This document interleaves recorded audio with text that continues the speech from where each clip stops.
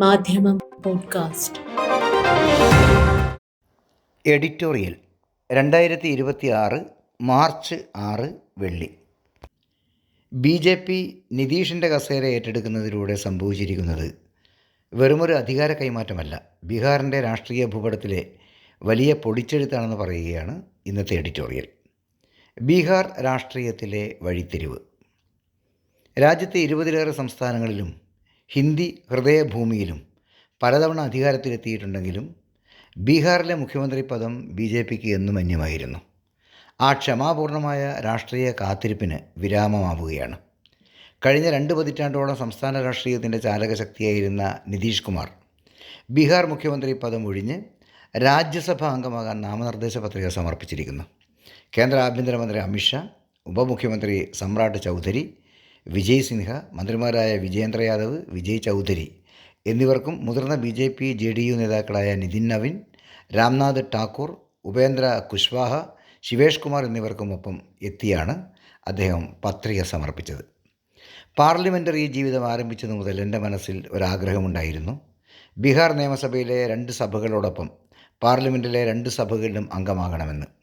അതിൻ്റെ ഭാഗമായി ഇത്തവണ നടക്കുന്ന തെരഞ്ഞെടുപ്പിൽ ഞാൻ രാജ്യസഭ അംഗമാകാൻ ആഗ്രഹിക്കുന്നു എന്ന അദ്ദേഹത്തിൻ്റെ ട്വീറ്റിനെ ഒരു ഹോളി തമാശയായി തള്ളിക്കളയുകയാണ് രാഷ്ട്രീയ എതിരാളികൾ പോലും. BJP നിതീഷിൻ്റെ കസേര ഏറ്റെടുക്കുന്നതിലൂടെ സംഭവിച്ചിരിക്കുന്നത് വെറുമൊരു അധികാര കൈമാറ്റമല്ല, ബീഹാറിൻ്റെ രാഷ്ട്രീയ ഭൂപടത്തിലെ വലിയ പൊടിച്ചെഴുത്താണ്. ഒപ്പം ബീഹാർ രാഷ്ട്രീയത്തിലെ ഒരു പ്രധാന യുഗത്തിൻ്റെ അന്ത്യം കൂടിയാണത്. അടിയന്തരാവസ്ഥ കാലത്ത് ജയപ്രകാശ് നാരായണൻ്റെ ശിഷ്യന്മാരായി ബീഹാർ രാഷ്ട്രീയത്തിൽ നിരവധി യുവ മുഖങ്ങൾ ഉയർന്നു വന്നു. ലാലു പ്രസാദ് യാദവ്, സുശീൽ മോദി, രാംവിലാസ് പാസ്വാൻ, ശരദ് യാദവ്, നിതീഷ് കുമാർ എന്നിവർ അവരിൽ പ്രമുഖരായിരുന്നു. കഴിഞ്ഞ 3 പതിറ്റാണ്ടിലേറെക്കാലം ബീഹാർ രാഷ്ട്രീയത്തെ സമ്പൂർണ്ണമായും അടക്കി ഭരിച്ചത് ഇവരായിരുന്നു. പദവികളോട് വിമുഖത കാണിക്കുകയും ജനങ്ങളോട് മാത്രം പ്രതിബദ്ധത പ്രകടിപ്പിക്കുകയും ചെയ്ത JPയുടെ ശിഷ്യർ അധികാരത്തിനു വേണ്ടി ആയാറാം ഗയാറാം കളിയിലെ ആശാന്മാരായി പരിണമിച്ചത് ഇന്ത്യൻ രാഷ്ട്രീയത്തിലെ മറ്റൊരു വൈപരീത്യം. ദേശീയ രാഷ്ട്രീയത്തിലെ സന്നിഗ്ധാവസ്ഥകളിൽ ആര് ഭരിക്കണമെന്ന് നിർണ്ണയിക്കുന്നതിൽ ഇവർ സുപ്രധാന പങ്കുവഹിക്കുകയും കഴിഞ്ഞ 2 പതിറ്റാണ്ടിലേറെക്കാലം ഏത് കക്ഷികൾ ഭരിക്കുമ്പോഴും അധികാരത്തിൻ്റെ അമരത്ത് തുടരുകയും ചെയ്തു. ആ തലമുറയിലെ അവസാന കണ്ണികളിലൊരാളായ നിതീഷ് കുമാർ കൂടി മുഖ്യമന്ത്രി സ്ഥാനം വിടുന്നതോടെ അധികാരമാറ്റത്തോടൊപ്പം സംഭവിക്കുന്നത് ബീഹാർ രാഷ്ട്രീയത്തിലെ തലമുറ മാറ്റം കൂടിയാണ്. മകൻ നിഷാന്ത് കുമാറിൻ്റെ ഉപമുഖ്യമന്ത്രി സ്ഥാനം ഉറപ്പുവരുത്തിയിട്ടാണ് BJPക്ക് പദവി കൈമാറുന്നതെന്ന് അദ്ദേഹം ആശ്വസിക്കുന്നുണ്ടെങ്കിലും BJPക്ക് ഇതൊരു വലിയ രാഷ്ട്രീയ വിജയം തന്നെയാണ്.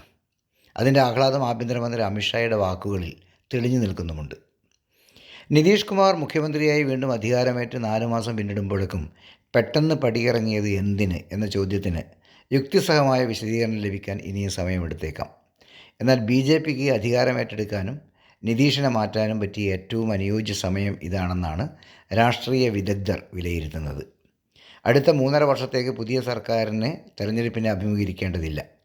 അതിനിടയിൽ ബീഹാറിലെ ജനങ്ങളെ, പ്രത്യേകിച്ച് നിതീഷ് കുമാറിൻ്റെ വോട്ട് ബാങ്കായ കുർമി, OBC വിഭാഗങ്ങളെ സ്വാധീനിക്കാനായാൽ അധികാര സ്ഥിരത നേടാനാകുമെന്ന് അവർ വിശ്വസിക്കുന്നു. മഹാരാഷ്ട്രയിൽ ശിവസേനയെയും അജിത് പവാർ പക്ഷത്തെയും മൂലക്കൊതുക്കിയതുപോലെ നിതീഷിൻ്റെ മകനെയും സഖ്യകക്ഷികളെയും കേന്ദ്ര അധികാരം ഉപയോഗിച്ച് ഒതുക്കാനാകുമെന്നും അവർ കണക്കുകൂട്ടുന്നു. നിതീഷിനെ സംസ്ഥാന ഭരണത്തിൽ നിന്ന് രാജ്യസഭയിലേക്ക് മാറ്റുന്ന നീക്കം മഹാരാഷ്ട്ര മോഡൽ രാഷ്ട്രീയത്തെയാണ് ഓർമ്മിപ്പിക്കുന്നത്. BJPയുടെ ഹിന്ദുത്വാധിഷ്ഠിത രാഷ്ട്രീയത്തിന് ബീഹാറിലെ ജാതി പ്രാതിനിധ്യ രാഷ്ട്രീയത്തെ മറികടക്കാനുള്ള കരുത്തുണ്ടാകുമോ എന്നതാണ് മൗലികമായ ചോദ്യം. അനാരോഗ്യം വേട്ടയാടുന്ന നിതീഷ് കുമാറിന് BJPയുടെ തന്ത്രങ്ങളെയും കുതികാൽ വെട്ടലുകളെയും അതിജീവിച്ച് മകൻ്റെ രാഷ്ട്രീയ ഭാവിയും JDUവിൻ്റെ വോട്ട് ബാങ്കും നിലനിർത്താനാകുമോ എന്ന കാര്യത്തിൽ പലരും ആശങ്കാകുലരാണ്. നിതീഷിൻ്റെ രാജി പാർട്ടിക്കകത്ത് അമ്പരപ്പും അസംതൃപ്തിയും സൃഷ്ടിച്ചിട്ടുണ്ട്. ബീഹാറികളുടെ മണ്ണിൻ്റെ രാഷ്ട്രീയത്തെ ഡൽഹിക്ക് വിറ്റു എന്ന തേജസ്വി യാദവിൻ്റെ രാഷ്ട്രീയ പ്രചാരണത്തിനും ഇതോടെ തുടക്കമായി കഴിഞ്ഞു. ബീഹാർ മറ്റൊരു മഹാരാഷ്ട്രയാകുമോ അതോ ഇന്ത്യൻ രാഷ്ട്രീയത്തിൻ്റെ പുതിയ പരീക്ഷണശാലയായി മാറുമോ എന്നറിയാൻ അടുത്ത തെരഞ്ഞെടുപ്പ് വരെ കാത്തിരിക്കേണ്ടി വരും.